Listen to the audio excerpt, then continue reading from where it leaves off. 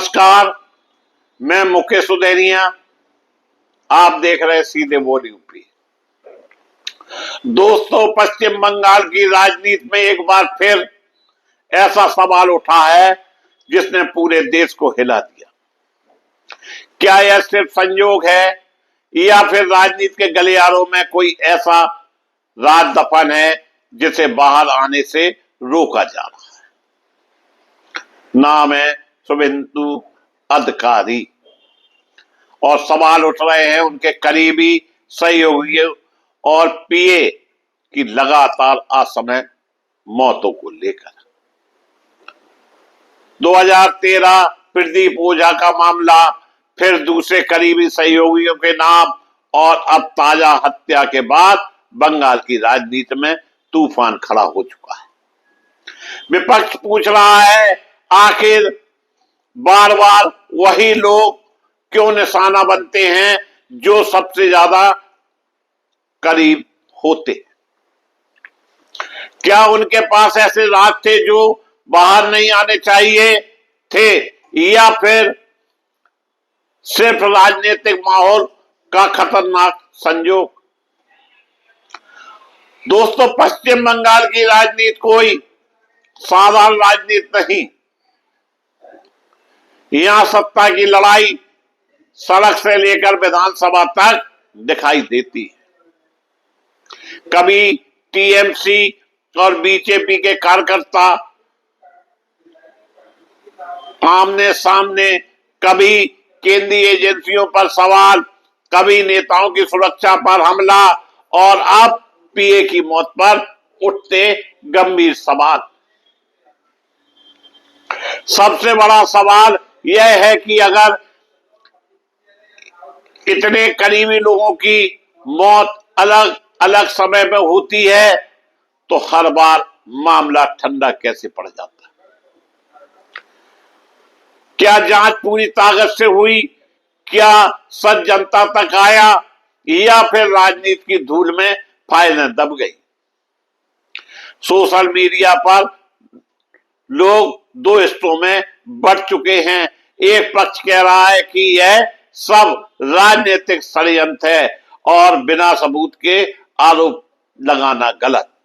दूसरा पक्ष पूछ रहा है कि आखिर इतने संयोग एक ही नेता के आसपास क्यों दिखाई देते?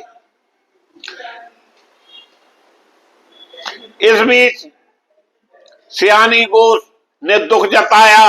दूसरी तरफ बंगाल की राजनीति में आरोपों की आंधी तेज हो गई और मामला यही नहीं रुका।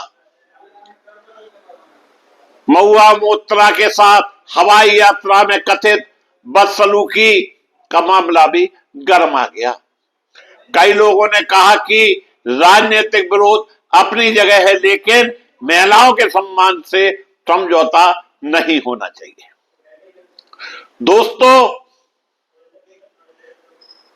जिस तरह से आप वीडियो देखिए महुआ मोइत्रा का, कि उसमें साफ तौर पर किस तरह के शब्दों का इस्तेमाल किया जा रहा है। जय श्री राम के नारे की गूंज उठ रही है। जय श्री राम के नारे की गूंज ठीक है, लेकिन कहां उठना चाहिए, कैसे उठना चाहिए, यह भी एक सिस्टम होता है। ऐसे लोग न किसी धर्म के होते हैं, न किसी पार्टी के होते हैं। ऐसे लोग लुच्चे होते हैं, लफंगे होते हैं, और जब संसद पर, जब चुने हुए सांसद के ऊपर हमले हो तो इसे आप क्या लेंगे? क्या इस तरह दुश्मनी हो गई कि आमने सामने मानने के भी प्लान बनने लगे? राम ने हमेशा महिलाओं के सम्मान की बात कही है। राम के आदर्श पर चल के जो दिखा देगा, तुझे समझिए देश में राम राज आ जाएगा।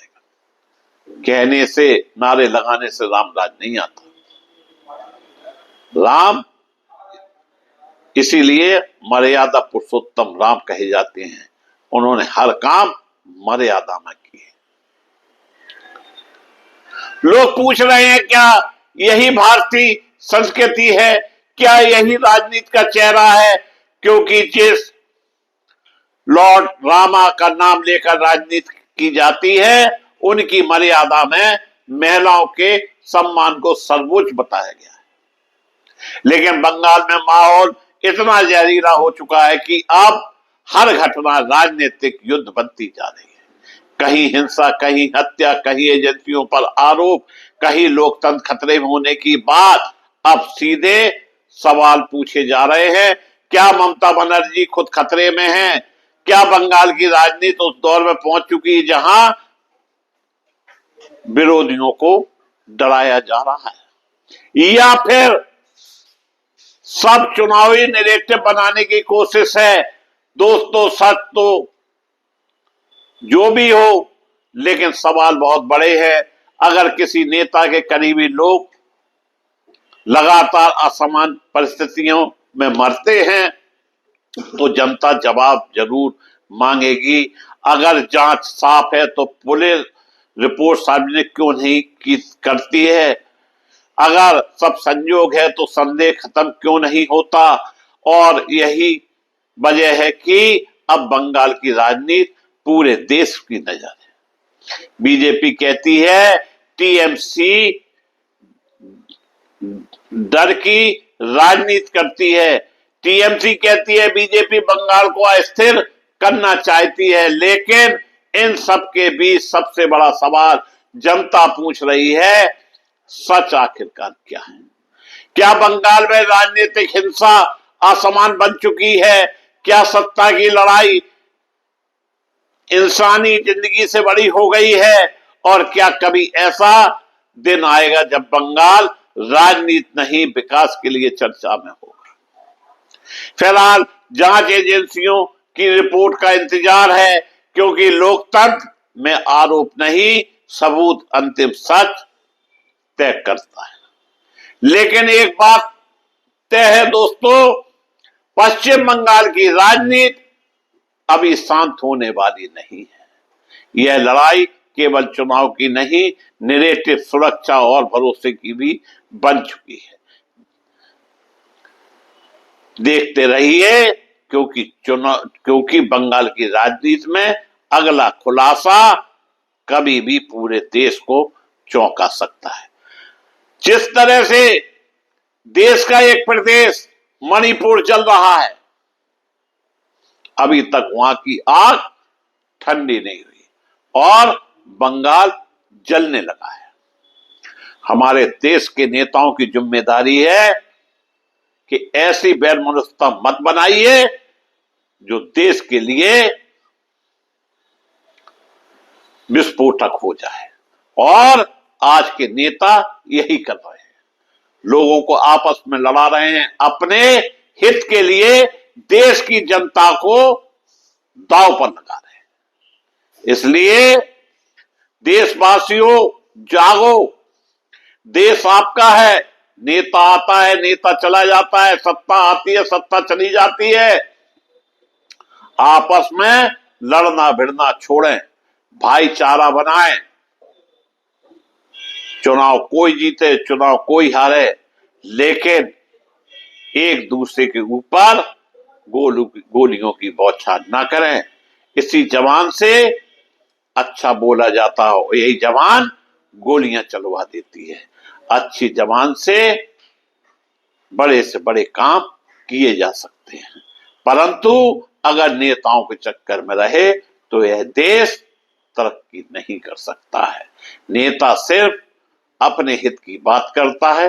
नेता सिर्फ वह बातें सोचता है जिससे उसका भला हो सके।